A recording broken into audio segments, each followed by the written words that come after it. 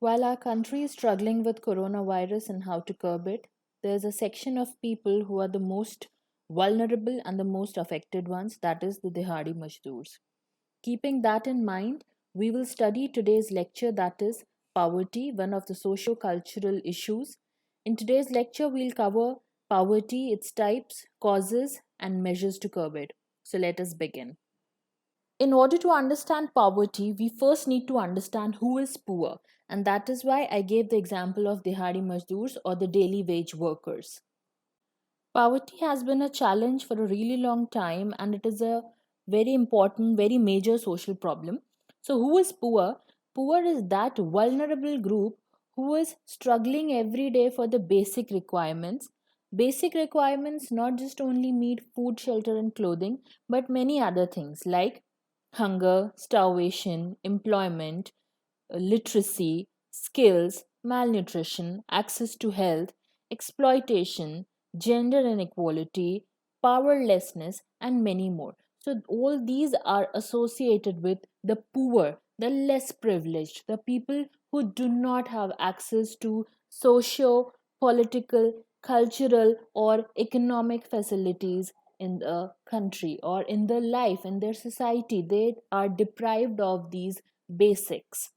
And how can we tell they are the poor? So there are few dimensions, that is level of income, level of consumption. There are many indicators that are developed by economists. These are some of the dimensions by which we can identify who are the poor.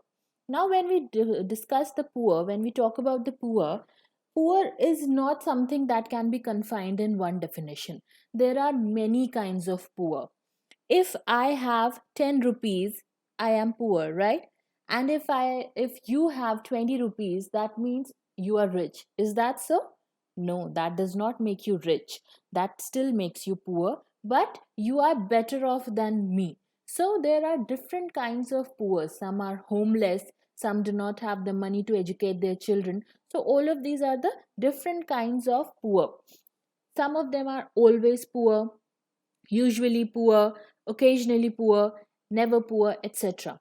So, this poor and non poor, this is divided and it is measured on the scale of BPL, that is below poverty line. So, this poverty line, when someone falls over it, that means you are not poor. Okay, and when you fall under it, that means you are poor. That is how we measure poverty line. That is how we tell if one is poor or not.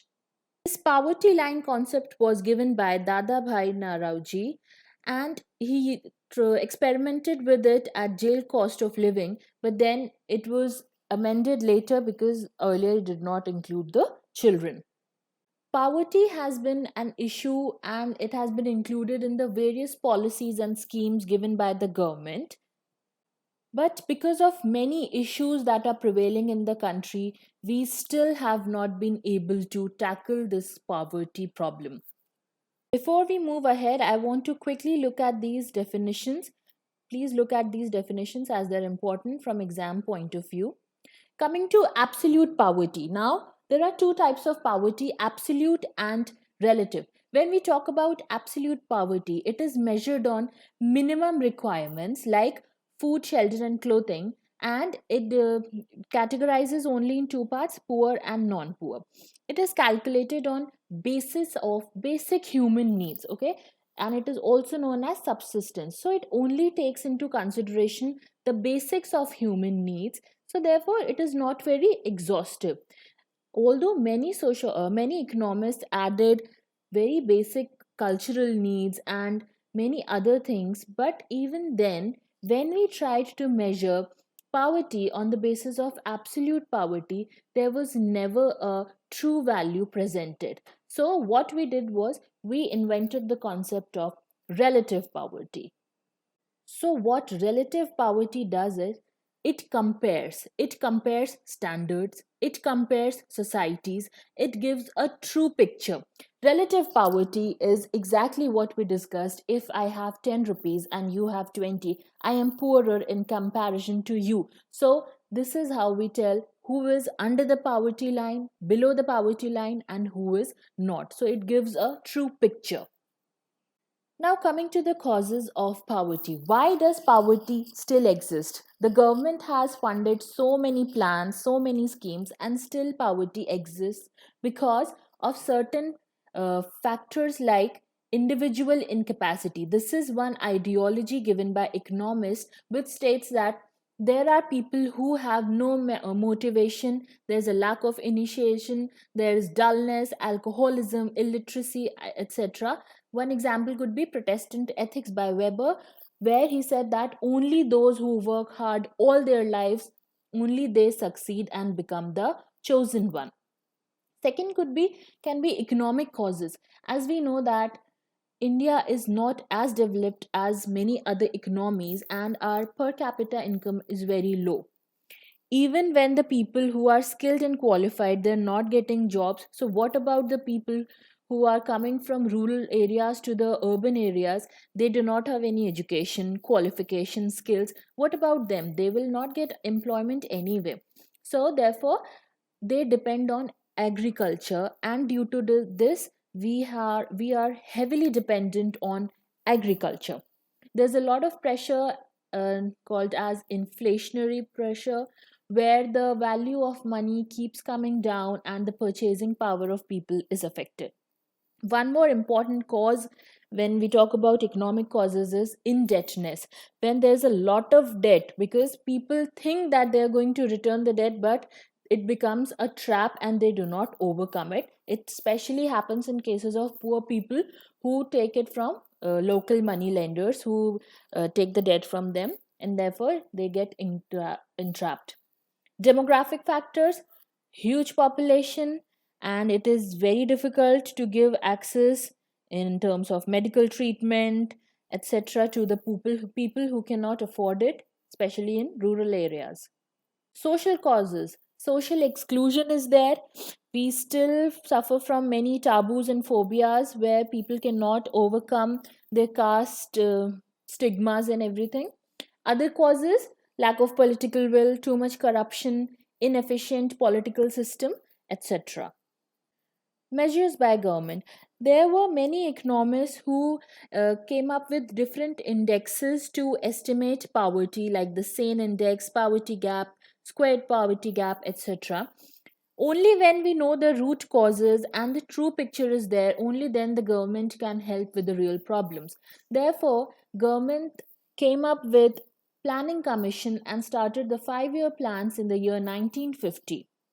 Now you see that when we talk about the Dihadi Majdoors, who are getting troubled each and every day, as we talk they are getting troubled because of corona, and they do not have any savings, they do not have any place to go to. They are the people who suffer the most as they do not have access. So the problem here lies in access of political, they do not even know their rights, they do not know their duties, they do not know anything because of illiteracy and because of many other factors.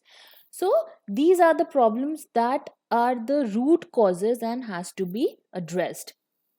So the government aims at attaining self-reliance in agriculture production so that the people from rural areas do not migrate as much to the urban areas. They aim at removing unemployment, increasing the standard of living, and making progress in industries. Nationalization of banks was also an important step so that loans could be easily given to the rural area people. Coming to the conclusion, what more can we do to curb the problem of poverty? There should be an involvement of people. People's participation is very important. Youth involvement in politics is very important, and politics should not be considered a dirty game. Politics actually empowers us. We should just know how to make best use of it. We should all have a general will to stand for this cause together. People should be made aware and literacy should be encouraged.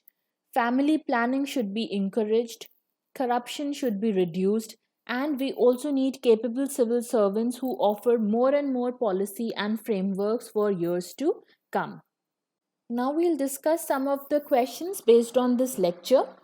Which type of poverty refers to a lack of basic resources needed to maintain the physical survival? So this question talks about basic resources. So the answer will be absolute poverty. Question number 2 is a passage from the book Horror. It says individuals, families, and groups in the population can be said to be in poverty when they lack the resources to obtain the types of diet, participate in activities, or have the living conditions and amenities which are customary or at least widely encouraged and approved in the societies to which they belong. Now, there is a comparison. We can understand from this only, from the four lines only, that there is a comparison. So, when there is a comparison, we can say that this talks about relative poverty. So, the answer will be B, poverty as relative deprivation. Thank you for watching the video.